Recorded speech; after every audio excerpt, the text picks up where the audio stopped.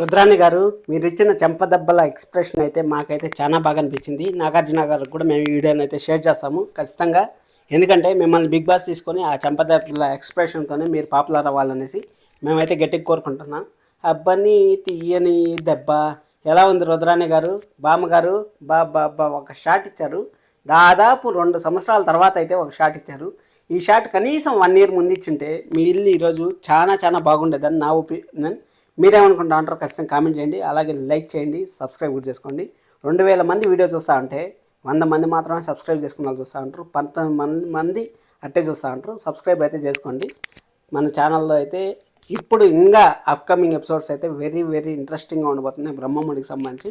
ఎందుకంటే ఈ 10 రోజులు మనకి హ్యాపీనెస్ ఎలా ఉండిందో ఇంకా వచ్చే టైంలో హ్యాపీనెస్ కాదు కదా, కష్టం అలా ఉండబోతుంది. దానికోసం అనేసి ముందు ముందు ఏం జరుగుతుందని మీరు తెలుసుకోవాలనుకుంటే ఖచ్చితంగా మన ఛానల్ సబ్స్క్రైబ్ చేసుకోండి. ఇప్పుడు మనం సీరియల్లోకి అయితే వెళ్ళిపోతాం. ఈరోజు ఫస్ట్ మన జనాభా లెక్కలలో అయితే వచ్చారు కదా యామిని గారు. మీరు డబ్బులు ఏమైనా సరిగా వేయలేదా? వాళ్ళు అసలు క్వశ్చన్లు అడిగితే అసలు ఇంట్లో వాళ్ళు దర్చుకోవాలట అంటే క్వశ్చన్లు అడిగి పంపించాలి. మీరు రుద్రాణి గారితో చేరి మీరు కూడా వరల్డ్ వర్షన్ అయిపోయారు అనిపించింది నాకు. ఎందుకంటే అక్కడ సింపుల్గా ఎవరు మీరేమవుతారో అనేసి మన కావ్యాన్ని అయితే అడిగారు. కావ్యాన్ని అడిగితే అందరూ ఏం చెప్పాలని భయపడ్డారు. మన సింపుల్గా మ్యాన్ కొడలు అవుతుంది అనేసి ఒక చిటికలో చెప్పేశాడు. నేను కూడా చిటికలో 2 రోజుల ముందే చెప్పేశాను. అది మన టాలెంట్. దాన్ని చూసుకోనన్నా మీరు సబ్స్క్రైబ్ చేసుకోండి. సరే, అది అయిపోయిన తర్వాత మనకి అది వాళ్ళైతే వెళ్ళిపోయిన తర్వాత మన